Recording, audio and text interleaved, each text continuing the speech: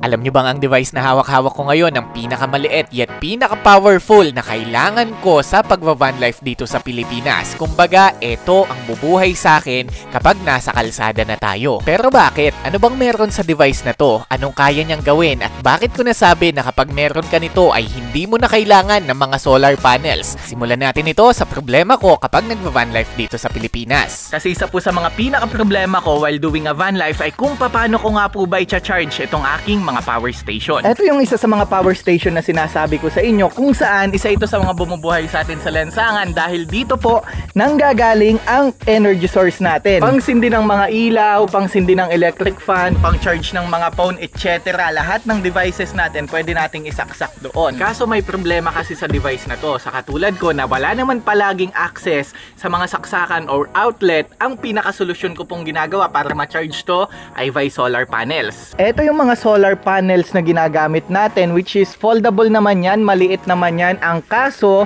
may problema din po sa paggamit ng mga solar panels. Hindi naman po kasi palaging mainit ang araw, lalo ngayon medyo tag-ulan na. Tsaka isa pa, magagamit mo lang to kapag nakahinto ka. Kapag tumatakbo ang sasakyan or bumabiyahe tayo, hindi po natin magagamit itong ating mga solar panels. Kaya naman, sobrang natuwa po ako dito sa bagong produkto ng Bluetti. Ito ang Bluetti Charger 1. So ito pong device na hawak-hawak ko ngayon ang tutulong po sa atin para ma-charge natin itong ating mga power station gamit ang ating sasakyan at habang bumabiyahe tayo. So hindi na natin kailangan lang mag-rely sa ating solar panels. Kaya ako din po nasabi na kung meron ka nitong device na to, hindi mo na kailangan ng solar panels. Kaya naman, unbox natin yung pinaka-package na pinadala sa atin ni Bluetti. Ito ang Bluetti Charger 1 kung saan makikita nyo na sobrang liit lang ng box nito. Tapos sa loob makikita natin dito yung ating DC-DC charger. Sobrang ganda ng device na to dahil pwede mong i-adjust yung voltage output nito depende sa pangangailangan mo. At kasama na din sa loob nito ang kanyang wire and pati na din itong circuit breaker niya. At ipapakita ko nga po sa inyo ito kung paano ko in-install dito sa aking minivan. Ngayon alam nyo na yung history at yung parcel. Susubukan naman natin siyang i-install dito sa ating camper van. Napakaganda ni Vantot, no? Pero napakagulo niya ngayon kasi nga inaayos natin siya at ilalagay natin to. So ang pinaka-technique po dito bago natin i-install itong ating Charger 1 ay hanapin nyo muna yung pinaka-suitable place para ilagay siya or i-install siya. Para sa ganon, organize na yung plan nyo. Katulad ko, dito po sa mga minivan, sa mga gusto magka-minivan, ang battery po natin ay nandito po sa loob mismo ng ating mga cabin. Kaya yung design din nitong ating camper van ay may mga butas po dito para ma-access natin itong ating battery. Doon sa kabila, may butas din dyan para naman po yon sa blower. Ang pag-install po nito ay sobrang basic lang naman. Una, kuhanin po natin itong ating napakahabang cable. Tapos, i-check lang natin itong ating breaker kung naka-off siya. Dapat naka-off siya bago natin simulan itong ating gagawin. For safety purposes na din. Sa pag-install po ng cable ay masusundan naman natin ito dahil may nakasulat naman na input and output dyan. Kailangan lang natin yung i-screw gamit na lang din yung Allen wrench na kasama dito. Make sure na secured po ang pagkakalagay natin dito katulad nyan. Bali ganito na po yung itsura ng ating wirings. Input, papasok ang input, negative and positive. Tapos output, positive and negative din. At ito naman, i-connect natin dito sa ating mga connector na pang solar. Ito po kasing Bluetti EB3A ko ay may kasama siyang panel, cord na ganito na MC4 kung tawagin. Ito yung ipang-connect natin papunta sa power station. Pinag-connect ko lang yung dalawang cable tapos silaksak ko dito sa ating Bluetti. Ngayon, kailangan na lang natin itap ito sa ating mga battery. Sa parting ito ng video or pag-i-install natin ay sobrang simple lang din. Kailangan lang nating ikabit yung black wire sa ating negative terminals and then positive terminal sa red. Ganun lang po siya kasimple, sobrang basic lang. Bali, after po natin yung ma-install, ganito na po ang itsura niya. Negative and positive, tapos dito siya lalabas. So, kailangan ganyan yung maging setup ko kasi doon ko ipipwesto itong ating Charger 1. At depende po yan sa mga car type ninyo and battery type. Yung iba kailangang dumaan sa firewall kung tawagin doon sa harap pag nasa harap yung battery. And luckily, nandito sa loob yung sa atin. So, may advantage din. Kailangan lang secured and syempre malinis yung pagkakagawa natin. Punasan ko na din yung battery. Ngayong tapos na itong ating setup, ipa-power up na natin itong ating sasakyan. At sana lang hindi tayo mag-short circuit dito. Pero okay lang yan kasi may fuse naman. So turn on lang natin si Vantot na sobrang naiinip na.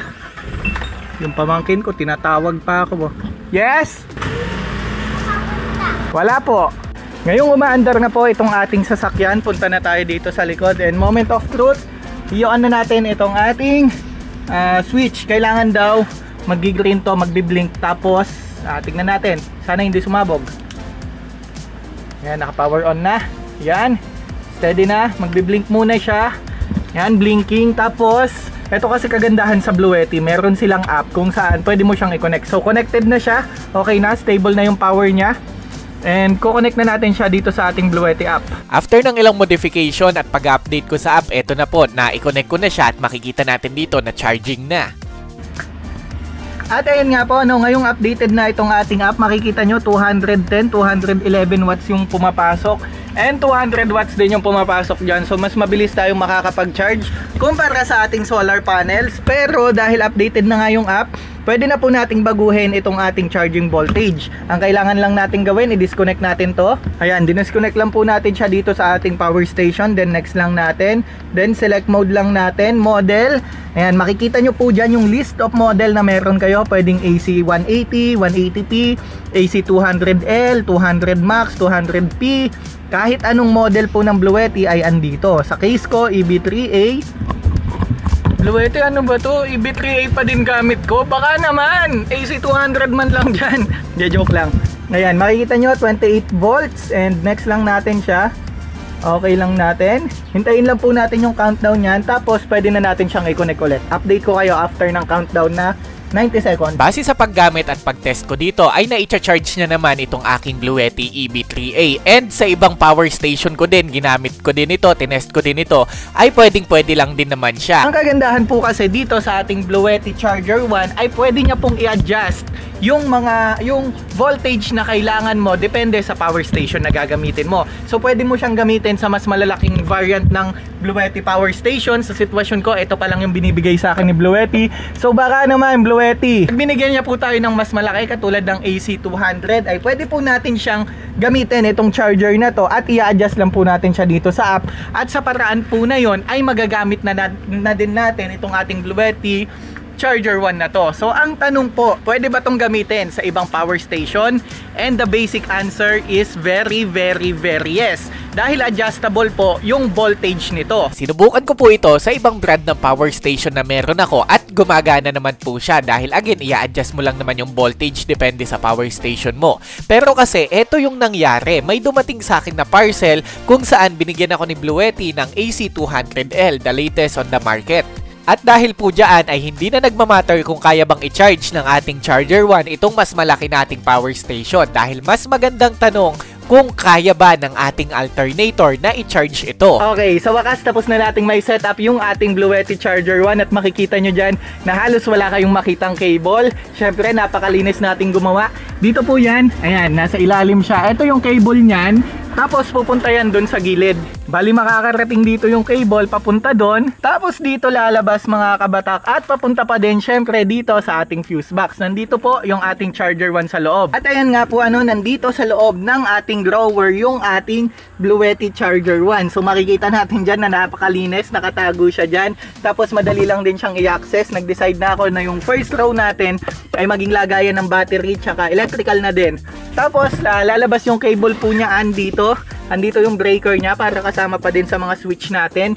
Tapos nandito naman yung ating cable kung saan dito natin isasaksak yung ating cable papunta sa charger. Ngayon, moment of truth, subukan natin dito sa ating pinakabagong Bluetti AC200 kung kaya ba ng alternator ng ating minivan na Panda rin siya. Bali bagong-bago lang itong ating Bluetti AC200L. Ito yung pinaka-latest ni Bluetti at bagong bigay niya lang po sa atin ito at susubukan natin kung kaya bang Panda rin or kayang i-charge. Sa package ay may kasama tong mga cable kung saan meron din dito yung pang solar DC kaya hindi na tayo mahihirapan. Ayan, ito siya. Pinag-connect ko lang yung mga kable dito. Hindi kayo maliligaw dahil may positive and negative yan at hindi yan papasok kung baliktad. Pagkatapos, i-on natin ang engine. So, meron tayong dalawang way para ma-check natin yung voltage kasi meron tayo dito na voltage reader yan. Ayan siya, 12, 13, 13. Ayan, ito. So, dalawang way para ma-check natin kung kakayanin ba ng ating alternator. Meron din sa app, sasabayan natin. Bali same procedure, on lang natin ito. Kagandahan talaga pag nandyan sa iisang switch yung system natin, madali natin siyang makuha Tapos ito naman yung ating AC200L. At click lang natin yung charging yan. Makikita nyo 400 watts yung hinihigop niya sa ating battery and 13 volts pa din. Dito naman ang input natin 460.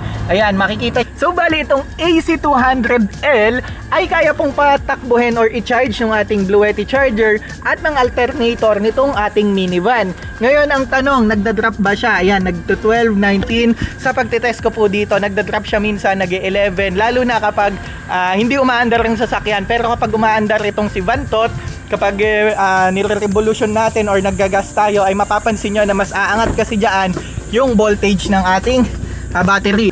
Kaya isang way talaga or pinakamaganda talaga na gamitin natin yung ating Bluetti charger 1 dito sa ating AC200 nang tumatakbo, or kahit naman ito yung i-charge natin ay okay lang din.